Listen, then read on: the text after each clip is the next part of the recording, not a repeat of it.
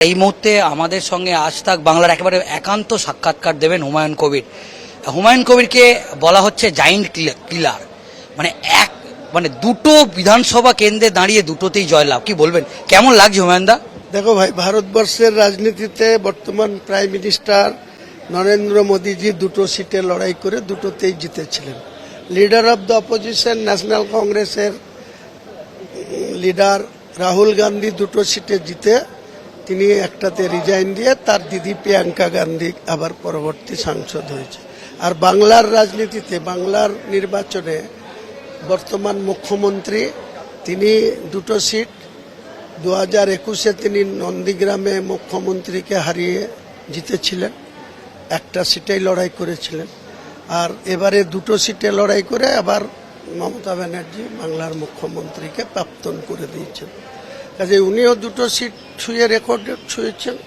মোদিজির রেকর্ড আছে, আর রাহুল গান্ধীর আছে, আর শুভেন্দুবাবুর, আর আমি সেই রেকর্ড ছুঁয়েছি। খুব ভালো লাগছে, গর্ব হচ্ছে।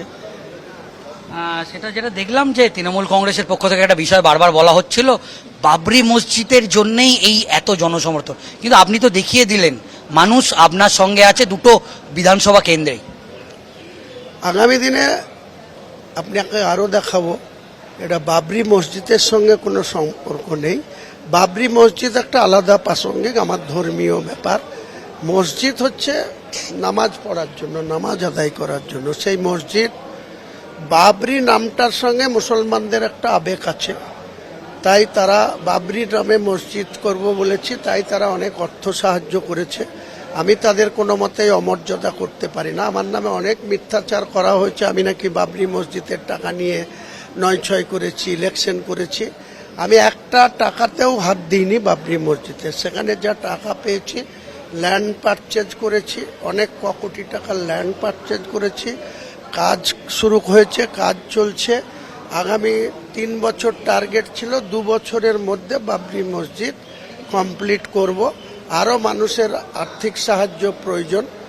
এই অভিষেক বন্দ্যোপাধ্যায়রা, অধীর চৌধুরীরা একযোগে বাবরি মসজিদের যাতে কেউ টাকা না দেয়, অর্থ সাহায্য না করে, তার জন্য বারবার বলেছে, কিন্তু মানুষ তাতে কর্ণপাত করেনি। নির্বাচনের মুখে একটু স্লো হয়ে গেছে। আগামী 20 মে থেকে আরও জোরদারভাবে মানুষেরও অর্থ সাহায্য আমি আশা করছি। মানুষের কাছে আবেদন করব নতুন করে অর্থ সাহায্য করার জন্য, এবং আগামী 2 বছরের মধ্যে বাবরি মসজিদ কমপ্লিট করব। আচ্ছা, শেষ প্রশ্ন, সেটা হচ্ছে ভোটের দিন আপনাকে যেভাবে হেনস্থা করা হলো, আজকে বিধানসভায় দাঁড়িয়ে যারা আপনাকে হেনস্থা করেছিল, অভিযোগের তৃণমূল কংগ্রেসের থেকে, তৃণমূল কংগ্রেসের স্থানীয় একজন নেতা ছিল, আমরা ভোটের দিন দেখেছি। আজকে এই বিধানসভায় দাঁড়িয়ে তৃণমূল কংগ্রেস, বিশেষ করে মমতা ব্যানার্জি, অভিষেক ব্যানার্জির উদ্দেশ্যে কিছু বলবেন? কি বলবো, বোধোদয় হওয়া উচিত। কারণ আল্লাহ বা ঈশ্বর, যিনি সৃষ্টিকর্তা আছেন, কোনো অহংকারীকে পছন্দ করেন না। এনাদের অহংকার হয়েছিল, ঔদ্ধত্য হয়েছিল, তার বিচার মহান উপরওয়ালা তাদেরকে দিয়েছে।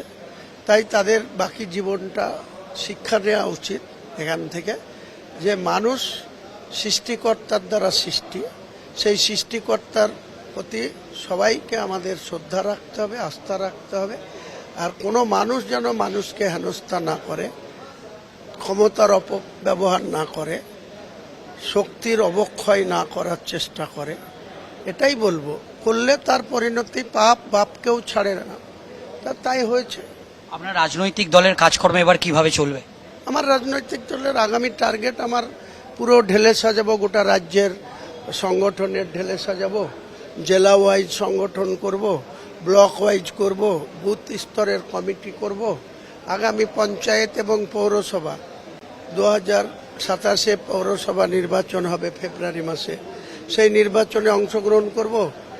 পঞ্চায়েত 28-এ হওয়ার কথা, ডিউ টাইম, যদি আগিয়ে আনে বা যখনই হোক, সেটাতেও অংশগ্রহণ করব। সর্বোপরি 2029-এ লোকসভা, সেখানেও অংশগ্রহণ করব। একটা রাজনৈতিক দলের যা যা হওয়া উচিত, যা যা করা উচিত, আমরা ধীরে ধীরে হলেও অনেক সময় পাচ্ছি। মাত্র 4 মাস সময় পেয়েছিলাম। এরপরে যত সময় পাবো, সেই সময়ের মধ্যে থেকে আমার দলটিকে শক্তিশালী করার এবং আগে বাড়িয়ে নিয়ে যাওয়ার চেষ্টা করব। একেবারে হুমায়ুন কবির তিনি আজ তাক বাংলার মুখোমুখি ছিলেন এবং একেবারে দুটো বিধানসভা কেন্দ্রে জয়। তিনি বললেন যে যারা অহংকারী, একেবারে মুখ্যমন্ত্রী মমতা বন্দ্যোপাধ্যায় এবং অভিষেক বন্দ্যোপাধ্যায়কে টার্গেট করলে যে অহংকারীর পতন, এবং তিনি সত্যি দেখিয়ে দিলেন যে এভাবেও ফিরে আসা যায়।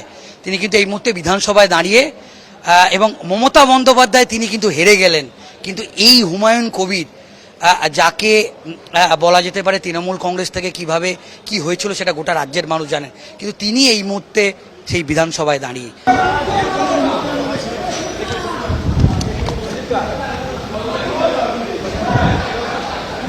ওই মদন দাকে বললাম ও লাভলি চলে আসো। না, যে লড়াই হলো গোটা উত্তর 24 পরগনা, ব্যারাকপুর, জগদ্দল, যেভাবে জয়লাভ হলো, কি বলবেন? জয়লাভ হওয়ারই ছিল। জয়লাভ কেমন আছেন আপনি?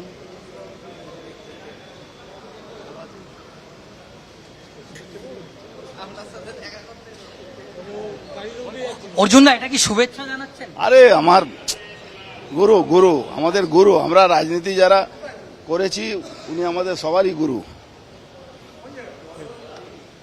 উনি আমার বাবার সঙ্গে রাজনীতি করেছে। আচ্ছা, একটা বিষয় দেখছি অর্জুন দা, যেটা খুব উল্লেখযোগ্য, এবারের বিধানসভায় বাবা এবং ছেলে দুজনেই বিধায়ক এবং দেখছি বেশ পাশাপাশি, মানে একটু দূরত্বে বসে আছেন। এটা কি কোনোদিন ভেবেছিলেন? না, আমাদের পরিবার তো রাজনৈতিক পরিবার। এটা আমার থার্ড জেনারেশন বিধানসভা সদস্য। বাবাও আমার বিধানসভা সদস্য ছিলেন, আমিও ছিলাম, এখনো আবার আছি, এমপিও ছিলাম। সব ভালোই লাগে। রাজনৈতিক পরিবারের লোকেরা তো রাজনীতিতে থাকবে। আমরা যেটা দেখলাম, আপনি যখন তৃণমূল কংগ্রেস ছেড়ে বিজেপিতে এলেন, যে কত কেস আপনাকে একের পর এক কেসে আপনার নাম মানে যোগ হলো আপনার কেসগুলোর সঙ্গে। এখন এই বিষয়গুলোকে কি বলবেন? কেস হতেই থাকবে। কেস মমতা ব্যানার্জি যখন ও ভাবে গুন্ডামি করে, বস্তানি করে, এসব করে থাকবে। আমরা দেখলাম এবারে বিধানসভায় হিন্দুদের একটা বড় অংশের ভোট আপনারা পেলেন। 86% ভোট টার্ন আউট হয়েছিল বিজেপির পক্ষে, 86%। একেবারে অর্জুন সিং তিনি আজ তাক বাংলার মুখোমুখি ছিলেন এবং এই যে এবারের যে বিধানসভা, সেই বিধানসভাতে একটা উল্লেখযোগ্য ভূমিকা দেখা গেল। বাবা এবং ছেলে পাশাপাশি বসে আছেন, তারা দুজনেই বিধায়ক। পবন সিং এবং অর্জুন সিং তারা বিজেপির একেবারে বলা যেতে পারে বাবা ছেলে, তারা দুজনেই এবারে নির্বাচিত হয়েছেন এবং এই বিধানসভায় তাদের একসঙ্গে দেখা গেছে। এটা হচ্ছে বিধানসভার একটা একটা একটা ব্যতিক্রমী ছবি আমাদের আজ তাক বাংলার ক্যামেরায় ধরা পড়ল। আজ তাক বাংলার মুখোমুখি হয়েছেন প্রাক্তন মন্ত্রী মদন মিত্র। মদন দা, প্রথমে আগে জানতে চাইবো যে আপনার শরীরের অবস্থা কেমন? শরীরের অবস্থা ভালো নয় আমার। প্রায় 12 ঘন্টা একটা স্প্যাজমের জন্য ইউরিন বন্ধ হয়ে গিয়েছিল, একটা হার্ট অ্যাটাকের মতো অবস্থা হয়েছিল। এখন আমি এই রিসবন্ড সই করে এসছি, কারণ আগে শপথ ছিল। হ্যাঁ, এখন আবার বেলভিউতে ফিরে যাচ্ছি। যাই হোক, এখন একটু বেটার। যে সামগ্রিকভাবে যে ফলাফল হলো তৃণমূল কংগ্রেসের, এটা নিয়ে কি বলবেন? প্রথম হচ্ছে এটা মেনে নেওয়া যাচ্ছে না, দ্বিতীয় এটা কাম্য ছিল না, তৃতীয় এর মধ্যে জল কতটা দুধ কতটা এটা এখনো নির্ধারিত হয়নি। আমি শপথ নিয়েছি জয় বাংলা বলেই শপথ নিয়েছি। সেটা হচ্ছে ইতিমধ্যেই আমরা দেখছি একাধিক তৃণমূল কংগ্রেস নেতা তারা আইপ্যাক এবং অভিষেক বন্দ্যোপাধ্যায়ের বিরুদ্ধে একটা ক্ষোভ উগরে দিচ্ছেন।